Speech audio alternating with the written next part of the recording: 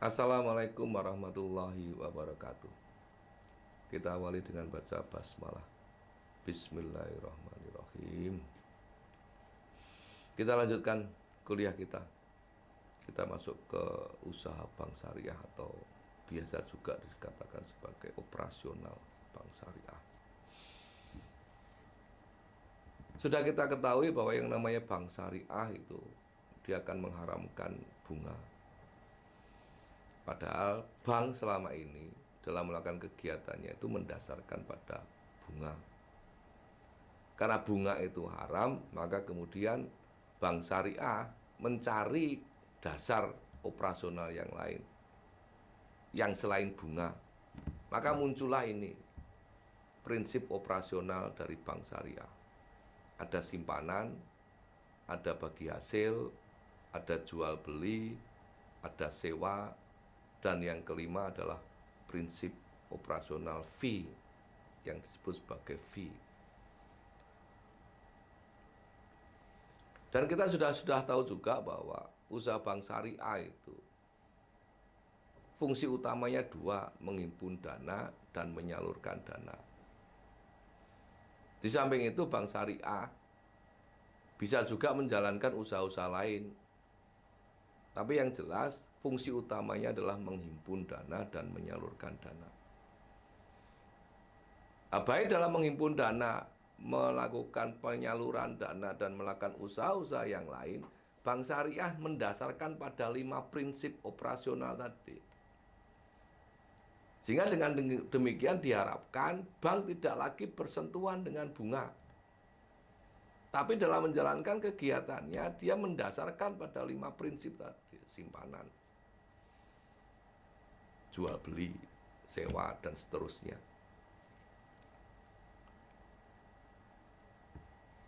Dan kita tahu juga bahwa dalam penghimpunan dana, itu ada beberapa produk yang dikeluarkan oleh bank. Ada tabungan, ada giro, dan ada deposito. Dalam tabungan yang dilakukan oleh bank itu syariah, bank syariah, dia menggunakan 2 akad. Yang pertama adalah tabungan wadiah. Dia dikatakan tabungan wadiah karena menggunakan akad wadiah. Yang kedua adalah tabungan mudharabah, karena dia menggunakan akad mudharabah. Kalau tabungan wadiah itu adalah menggunakan akad wadiah, itu sifatnya adalah titipan. Nasabah titip duit kepada bank. Bank kemudian minta izin kepada nasabah untuk bisa memanfaatkan uang itu. Sehingga dengan demikian uang itu meskipun sifatnya titipan, uang itu tetap pada fungsinya. Dia akan selalu flow konsep dan selalu public good karena dimanfaatkan oleh bank. Bukan kemudian titip dan tidak diapa-apain. Kalau titip tidak diapa-apain, maka akan menyalahi konsep uang, flow konsep dan public goods. Nah, biar tidak menyalahi konsep uang, maka bank minta izin pada nasabah untuk bisa memanfaatkan uang itu. Nah, kemudian yang kedua, tabungan mudharabah itu sifatnya investasi. Nasabah berinvestasi pada bank. Nah, kemudian bank dalam dia akan menjalankan usahanya menggunakan duit dari nasabah, menggunakan uang dari nasabah. Dari situ nanti akan ada hasil dan hasilnya dibagi kepada nasabah. Maka kemudian untuk tabungan mudharabah itu akan ada yang namanya bagi hasil yang diterima oleh nasabahnya. Giro juga sama gitu. Ada giro wadiah karena dia menggunakan akad wadiah, ada giro mudharabah karena dia menggunakan akad mudharabah. Jadi prinsipnya akan sama dengan tabungan. Yang berbeda adalah deposito. Deposito itu pada prinsipnya itu adalah lebih pada investasi. Maka di dalam deposito itu tidak menggunakan akad wadiah. Deposito itu karena sifatnya investasi, maka dia menggunakan akad mudharabah. Saya berinvestasi kepada pihak bank untuk jangka waktu tertentu, ada yang 1 bulan, ada 3 bulan, ada 6 bulan. Sebelum 1 bulan dana tidak boleh ditarik. Kalau yang pakai yang 3 bulan, sebelum 3 bulan tidak boleh ditarik, dan seterusnya. Saya berinvestasi kepada bank, bank kemudian mengelola duit itu untuk kegiatan usaha bisnis bank. Nah, dari situ kemudian ada bagi hasil yang diterima oleh nasabah penyimpan atau nasabah penghimpunan dana.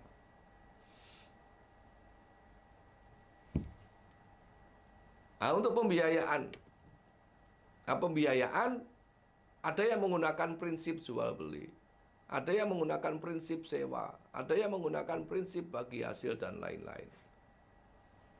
Nah, pembiayaan menggunakan prinsip jual beli, maka akad yang digunakan biasanya adalah ada akad murabahah, ada akad salam, ada akad istisna. Nah, akad murabahah, akad salam, akad istisna itu adalah akad-akad yang ada di dalam prinsip jual beli.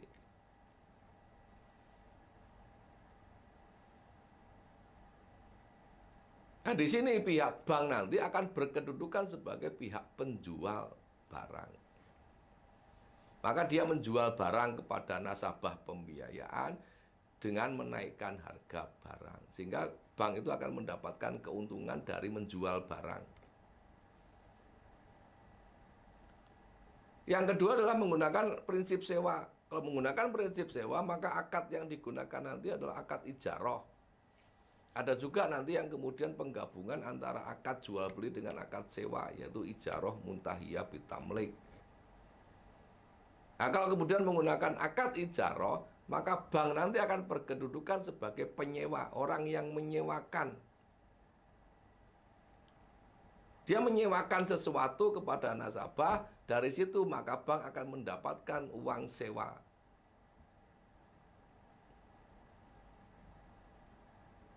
Nah, itulah yang keuntungan yang diperoleh oleh pihak bank dari uang sewa itu.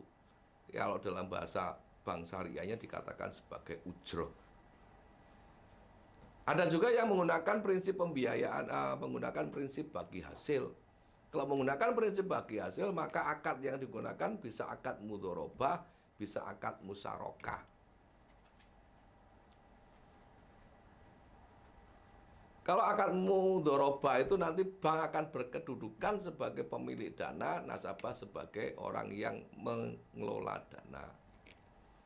Kalau kemudian akad musyarakah, maka itu adalah akad kerjasama antara bank dengan nasabah yang sama-sama, yang kedua-duanya sama-sama melakukan kontribusi dana dan kemudian sama-sama menjalankan usaha. Dari situ nanti akan mendapatkan hasil, maka hasilnya dibagi dua. Sebagian untuk nasabah pembiayaan, sebagian untuk bank. Nah, untuk produk-produk yang lainnya maka bisa menggunakan prinsip-prinsip yang lainnya. Pada prinsipnya adalah dalam semua kegiatan perbankan syariah harus menggunakan 5 prinsip operasional tadi. Simpanan, jual beli, sewa, bagi hasil, dan kemudian yang kelima adalah fee. Tidak boleh keluar dari situ. Sehingga kemudian diharapkan bank syariah tidak bersentuhan dengan bunga. Baik, sampai sini dulu. Kurang lebihnya mohon maaf. Assalamualaikum warahmatullahi wabarakatuh. Kita hari dengan baca hamdalah. Alhamdulillahirrahmanirrahim.